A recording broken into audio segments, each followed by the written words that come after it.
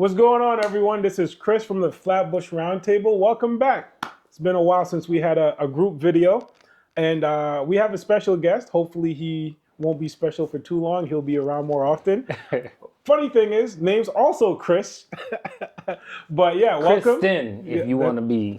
If you want to be detailed, that's Detailed. Christopher and Christian. Yeah, that's true. That's true. Mm-hmm. So we have a special guest, first time, Christian, and today we kind of just want to have a conversation. I'm essentially continuing from the Anthony Mackie topic. If you guys saw the video, if you haven't, please go and check it out. Check out the Anthony Mackie conversation on the Pivot podcast. That's also about an hour long, but it's some very good topics that they had. But yeah, one of the things we want to talk about today is masculinity versus emotional intelligence, right? Mm-hmm. Are men getting soft, or are we just getting smarter? It's a very interesting topic because they say an emotionally intelligent man isn't as masculine anymore. People are raising their kids to be different, and people in the relationships are acting different, right? When a man is showing more emotion, a lot of people consider it soft. You can't cry. You can't be vulnerable. That's a sign of weakness to most people. Mm-hmm. And, being in relationships, you yourself being married, usually the only people we can be vulnerable to is our partners. But now we're seeing that we're, learning to be vulnerable with each other. So, what's your take, what's your mindset, what's your understanding of the ever-changing or the evolution of men in our community nowadays? Mm-hmm. I think the first thing that comes to mind is what's the metric that we're using to measure masculinity. That would come first, because I'm sure when we say masculinity, we're thinking of traditional roles, roles that we've seen, maybe father figures or uncles or somebody in the community who was a male act out a certain traditional role and have a certain position in the home. But I don't think that it is losing masculinity. I think that it is making it a more rounded thing, because I don't feel like my father was a military man. I don't feel like my father had the emotional component to say what was on his mind. And I have this conversation all the time with my wife about just that, about man, our parents really didn't have the language to really navigate a lot of the emotions that they're experiencing. So yeah, I don't think that men becoming more emotionally intelligent is diminishing their masculinity at all. It's very interesting you say that, because as you talk about your father and how he didn't have the tools to say what's on his mind, I think about my own journey and how in certain situations, I didn't have the tools to say what's on my mind.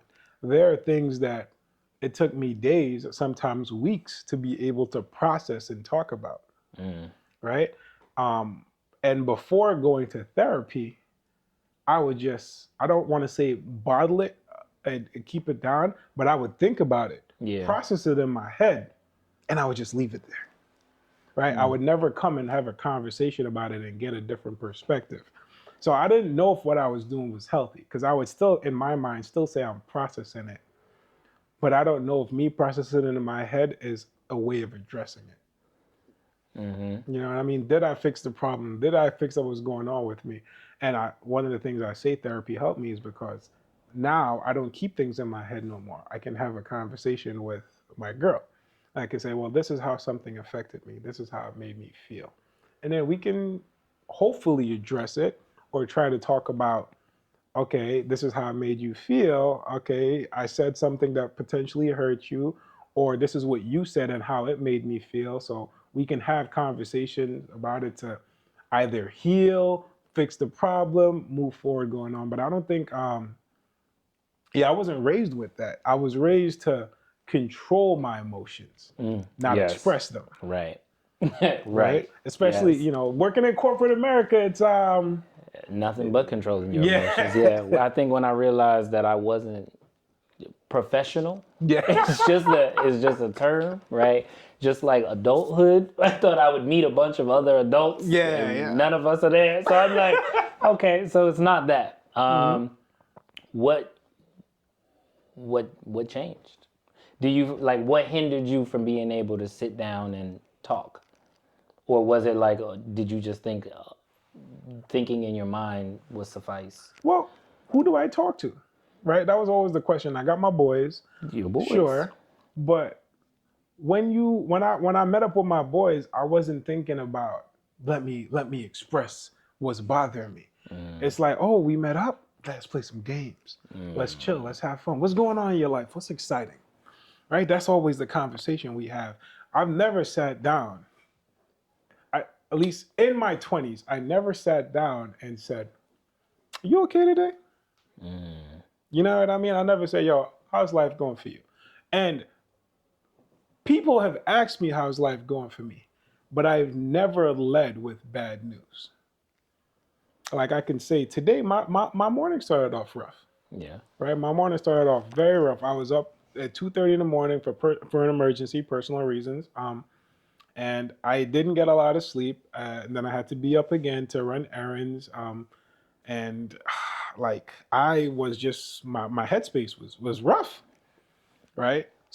But if I was in my 20s and I went through that, and you asked me, "Hey, how you doing?" I'd have been like, "I'm fine."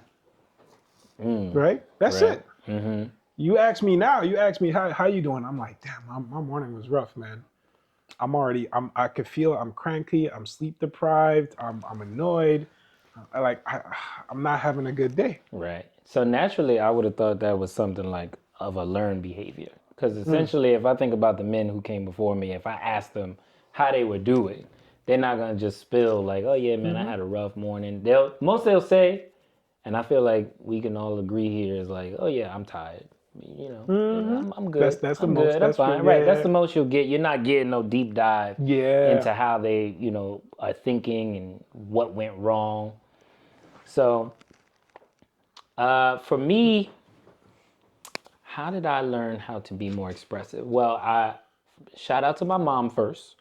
She gave me a journal, and that helped me voice a lot of the thoughts that I was having. A lot, You know, a lot. that's interesting. Yeah, a journal is gonna be my go-to all the time for kids who want a space. Because I grew up in a house. It was 6 people in the house. Okay. Okay. And nobody was interested in my feelings. Yeah. Okay, you know what I'm saying? I was what? I was one of four, and I was the third child. So nobody was really interested in my feelings. Yeah. So yeah, a journal helped me express that. And then I had a best friend growing up.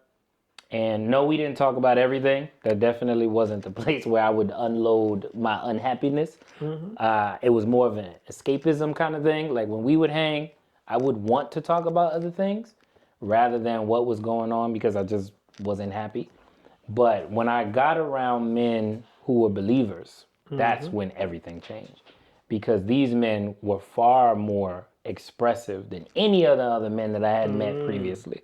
So I think exposure is the very first thing. You need to meet other men who are more like the men that you wish you saw. Yes. And that's not easy to find. I'm not even going to say that it's a guarantee that you find that at church, but for me, it made me well-rounded because I had a good body of mentors, and then I had other young black men that I could also grow with that are now my tightest homies. And we talk about everything. Everything's on the table. Yeah, it's interesting because I saw, I think I saw it on Instagram, social media. It says, I mean, the context of why he said it was different, but what resonated with me is like, hey, if you want to learn to be this type of person, right? Well, if you want to learn to be a better basketball player, you don't get a football coach, you get a Right. basketball coach, right? So if you want to learn to be a better man, better father, you talk to other fathers, Right. people who've done it, right? If you didn't have your father in your life, you go find someone who's a dad and see what their struggles are, get their mindset. So it's very interesting. Like you said, it just reminded me of that moment. It's like, hey, if I want to be a more expressive man, I have to surround myself with men who are already expressive and know how to do it. Yeah. And by being with them, by having those conversations with them, by interacting with them, I've learned to do it more. Right. For me, it was Funny enough, it wasn't. It was several experiences that led me to want to learn to be more emotionally intelligent. And I'm saying I got myself through the door. I still have a lot more to learn, Okay. but I got myself through the door where I can express myself more, right? But there was a couple situations. There was one situation where I was in college and I knew this girl. She was a friend of mine, or I mean, at the time she was a friend of mine. We're still cool. We just, Okay. as friendships drift apart as you get older, right? Yeah. And something happened that I won't share, but she just had a bad day. She got some bad news. She broke down crying in front of me. Must have been about 19 years old at the time, and I didn't know what to do for her. I've been in that situation several times. Right? She's crying in front of me, and my mom, and I love my mom. Shout out to my mom. But my mom, as a single mom raising me, you know, it's not emotions that's feeding into me. My mom's out working. So when I'm coming home, like I'm being taught by my friends, I'm being taught by my television. My mom's not coming home to hug me and ask me if I'm okay. Right. Most of the time she coming home, I'm probably sleeping because I got school in the morning. So if someone's crying in front of me, I don't know how to manage that. Right. I don't know how to handle that. Like, yo, she crying. In my head, I'm freaking out. Like, what am I supposed to do right now? Yeah. Yeah. So what I noticed with women is community is a very strong thing with them. And so their socialism, the way that they're socialized is so very different from men that you can see it in society now that it has gone to their benefit. Like them being able to talk to each other and share their feelings has aided in them getting to where they are in the world now. So I'm like, with this new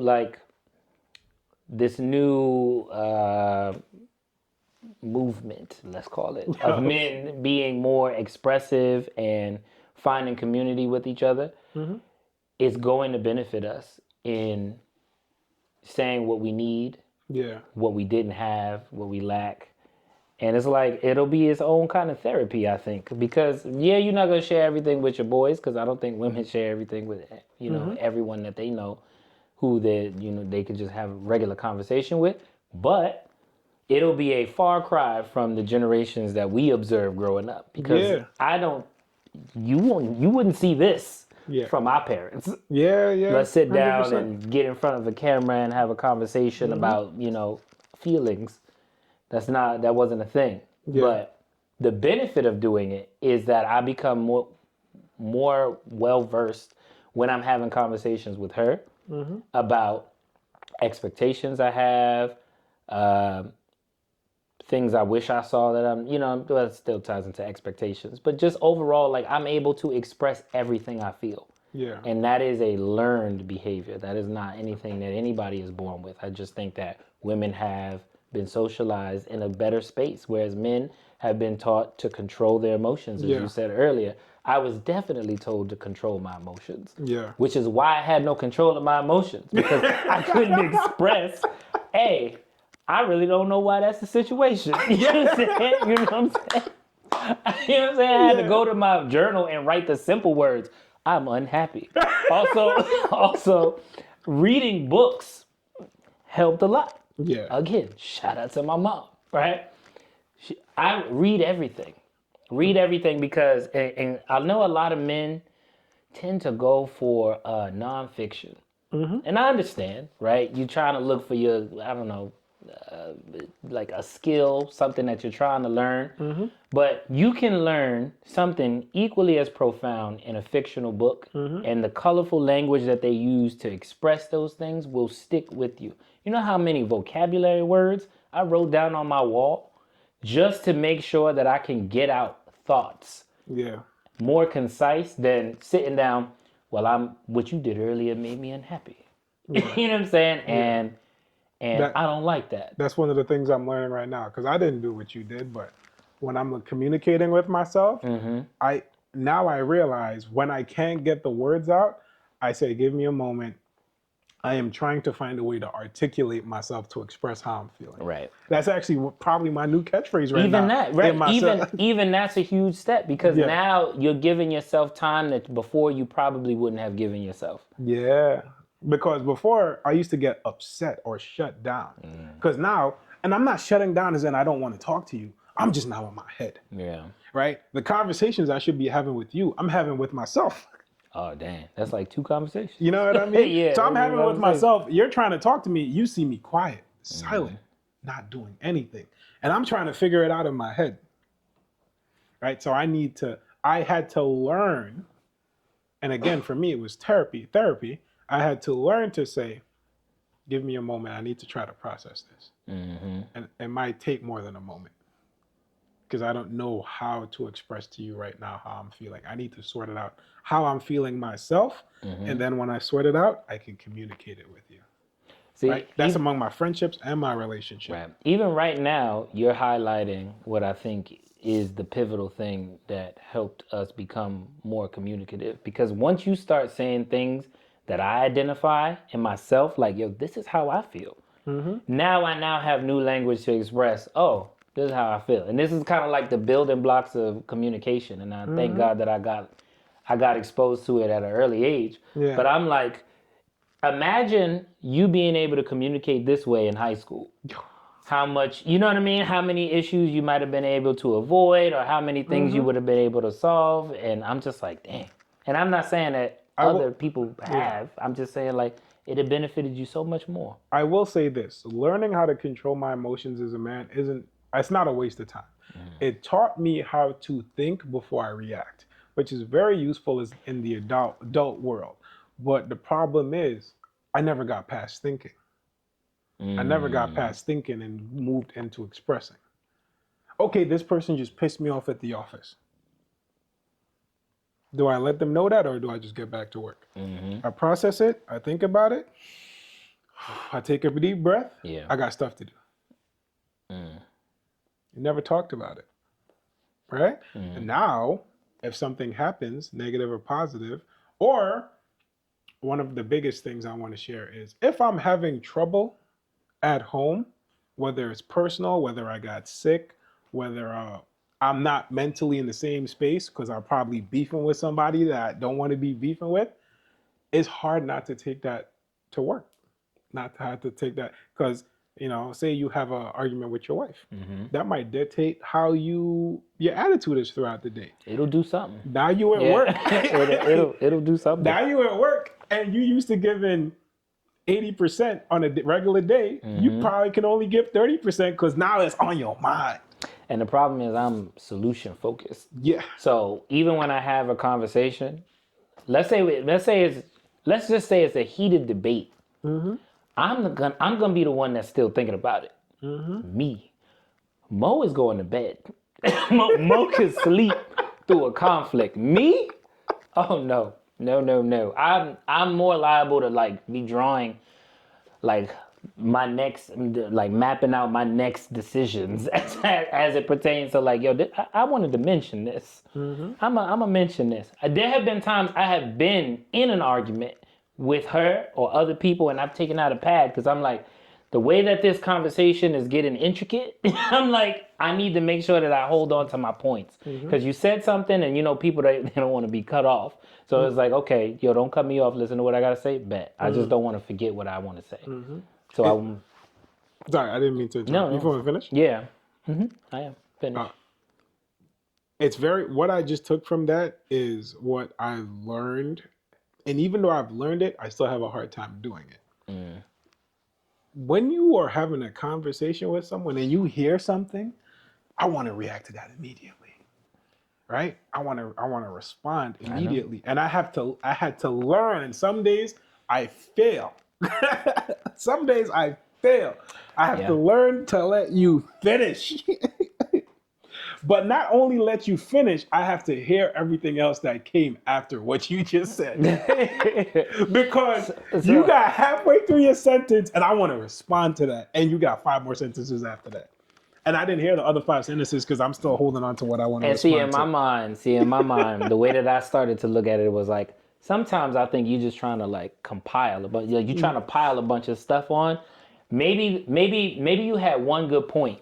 The one good point is what I want to address. But you got 5 other points and they're not good. And they're not good. But you trying to get them off to make it seem like you have more to say when you don't really. And that is why I write it down. Because I'm like, look, I'll swing back to the less important things. I'll address, the inconsistencies and the flaws and that. But this main point that you're trying to skim past, because I have a rebuttal, I'm come back to it. And this is not, this is for everybody. Everybody can get this. Oh, I'm gonna note that down. I'm gonna note that down. Do you feel like it is this new emotional awareness that men have is being welcomed? It depends on the environment, I agree. right? If we're talking about our own space, our own group, yes. Other groups, not so much, right? And I say that from experience where it's hard to be an emotionally intelligent man at work, right? And it depends on the people. Like I can tell my superior, and it depends on which superior. I can tell my superior, it's like, hey, I'm not able to give you 100% right now, right? Something happened at home and it's affecting me mentally, right? Somebody might be like, I understand. Are you okay? Do you need a day? Yeah, that's Right? if you have that kind of Right? culture.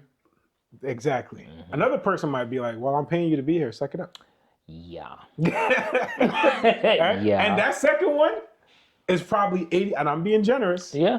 right? I'm being generous by lowballing it. It's probably 80% of the workforce, Yeah. right? Because everyone cares about their results. I need you to finish this task today. Meanwhile, you in an emotional hole, right? And I've been the guy where if I'm giving 80% or more, I can get 8 tasks done in the day. Okay. If I'm in an emotional hole, I could probably get half of one. That's Not even a full one. that's more my speed. That's more my speed because even if we don't come to like a solution, right? Or we mutually agree on this will be the outcome. I want to have the understanding that you understood what I said. Yeah. Because what would frustrate me in the past was being misunderstood or misrepresented. So I don't mind getting a third person to mediate, right? If I just if I'm not seeing a point or they're not seeing a point, I don't mind it. However, if you're going to explain my side of the story to this person, don't misrepresent what I said. Because sometimes you'll use words that are more inflammatory than what I said, what I actually said. Your memory is also very fallible when you are pissed off. Yeah. So you're not reliable. You're not a reliable source of information for somebody else's position. Yeah. So you need to let that person, represent themselves so that whatever is actually said gets said. Yeah. I mean, I guess the bottom line for me is, yes, it's tough, but I feel like it's an essential skill that needs to be learned, and Yes. it needs to be a norm. Like society is changing, right? It's changing, I believe, for the better in terms of like an emotional spectrum, right? Women have learned to be more independent, right, and rely on each other, right? They know how to exist on both sides of the spectrum. And I love that. I can be independent, but I also have a community, right? And I feel like as men, we need to also learn how to navigate that spectrum, right? I need to learn how to be a protector. Right? That's how I was raised. I need to be a protector. I need to be a provider, right? I need to be a leader, but I also need to know.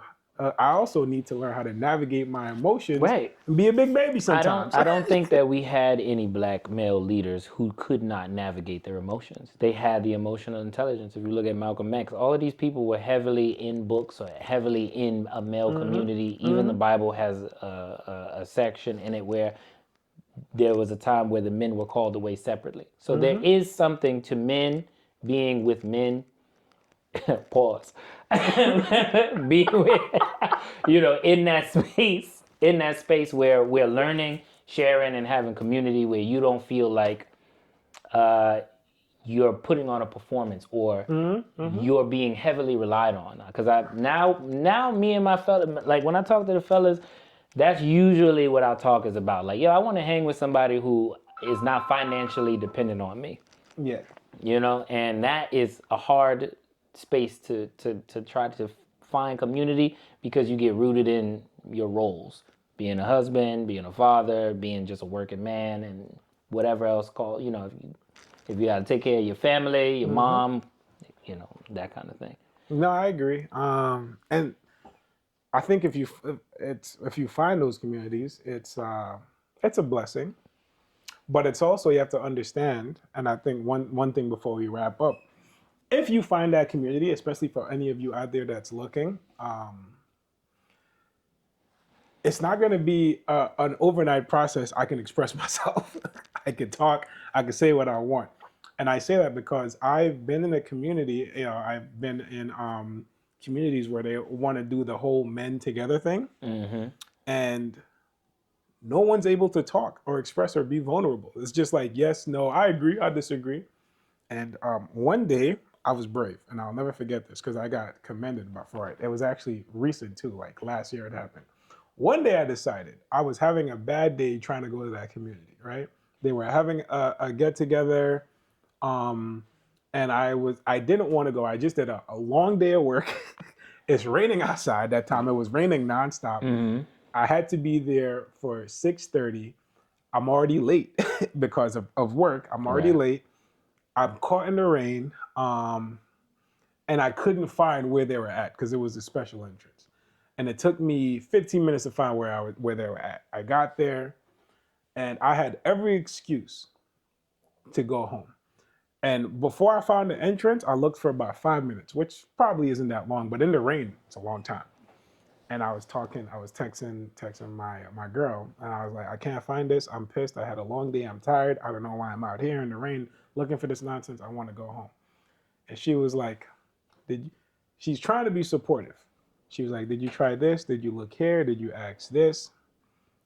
I personally don't want to hear any of that when I'm Okay. annoyed.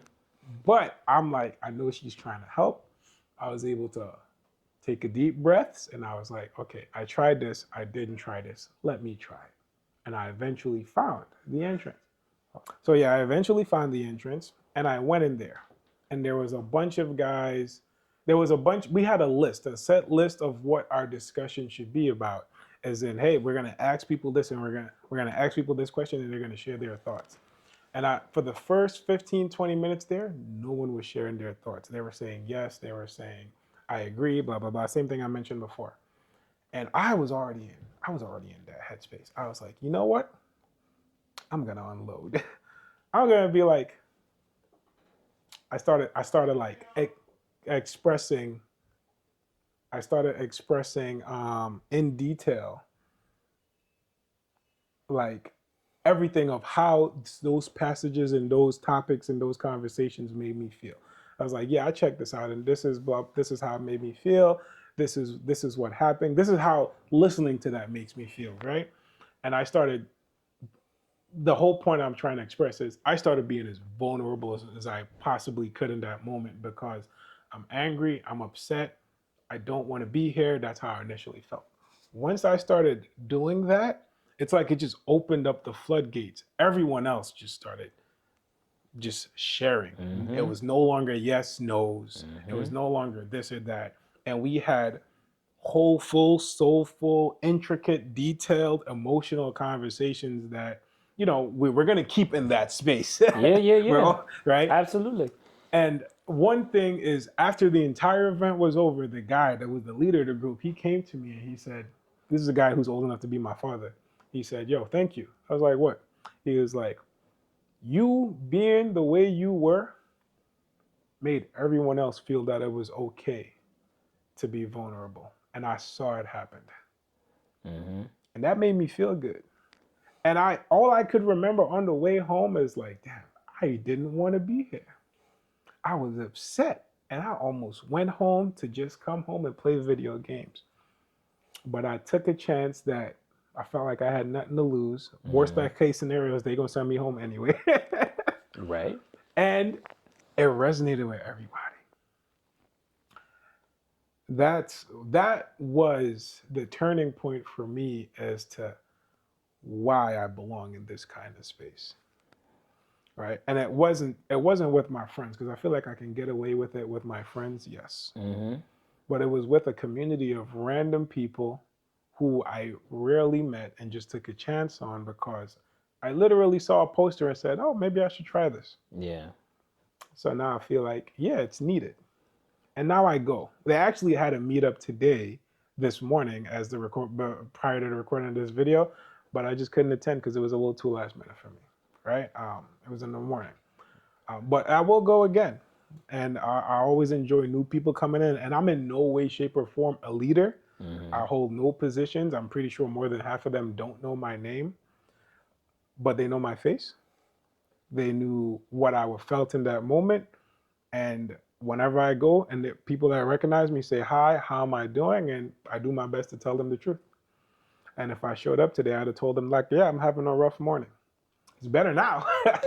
What I like about just the community of men is that authenticity is obvious. Like Yeah. when somebody's being authentic, it's like it hits a certain way that is undeniable, and it builds this new level of comfort. So I'm not even surprised that that's how that went. Just because I've had similar experiences when men have come up to me and they've said something similar where they're like, yo, man, I really appreciate you speaking up and saying something, because that was something that I had been trying to work through for a long time, which this is a bit of a like a double-edged sword for me, because I'm like, I was looking for you. I was looking, you know what I'm saying? I was Yeah. looking for you to kind of show me something that I didn't know.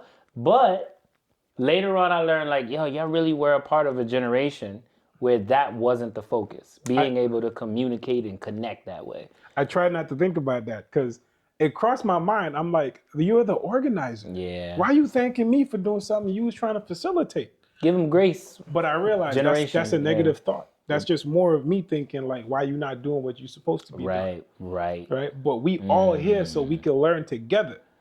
Right. The organizer don't have to mean he know it all. He just like, Right. hey, I'm trying to figure this out just like Right. you, but I don't want to do it alone. So after I do that, like you said, I gave him grace. So I was like, yeah. Yeah, I mean, let me put the ball in your court. How do you feel about it? The emotional aspect of being a man. It's tough. I I think. can't imagine. I mean, I don't find that it's tough. Just because I've done it for so long that I really can't imagine any other any other way of being. And Like maybe that's me, what it is. yeah, not being able to express yourself is a prison. It's funny because you can you can get in trouble if you say too much, but you really are in trouble if you don't know how to say it at Yeah, all. So, yeah. I feel that I wouldn't have many of the relationships that I have if I didn't know how to express myself. And I feel like 100%. you're good at expressing yourself positive attributes. I got a new job. I got a new game. I got a new car. I got a new house. I got a new gadget. But we don't talk about the things like I have a bad day. It is a nuance. I have this health problem. I need help. I go to the gym, I need motivation. I go to the gym, I don't know how to work out. I don't know what to do, but I don't want to embarrass myself. Right? It wasn't until I started I used to go to the gym, I used to think about how people would look at me. Now I don't even care because they're worried about their own workout. Yeah. Matter of fact, a lot, I don't think, I feel like I didn't lose a lot of weight, but my shape, it looked like my shape changed in the gym to some people. Right? Somebody one day, it was like last month, because I was going to the gym for over a year now. And last month, someone was like, I see you. I see the things you're doing, and I see you changing. And in my mind, I didn't feel like I was changing, but that made me feel good. And I didn't think he needed to say that because I don't even think he knows my name. But I told him, thank you. You made me feel good and you motivated me more that day. And I feel like I'd have just, regular day, I'd have just given him a head bop and moved on. But I also let him know that what he told me made me feel good. Right. And now we see Oh, each that's other. We good always that you. like, what's up? Exactly. And it's real easy when we finally get there. Yeah. It's easy. Yeah. It's like, dang, well, this is our new relationship. Yeah. You know what I'm saying? This is our new relationship. I like that. Yeah. So, no, guys. We know we pushed the envelope on time, so I hope you stayed for the whole video. But if you didn't, check out the small snippets. Tell me what's your favorite part. What do you like the most? And also tell me what your struggles are. I would love to have this conversation. We could have a live one day, especially if Absolutely. if you guys want to build that community, we can help create that community. But yeah, most importantly, don't forget to like, share, subscribe if you haven't subscribed. And thanks for watching. Give a thumbs up. I was waiting all the time to get that off.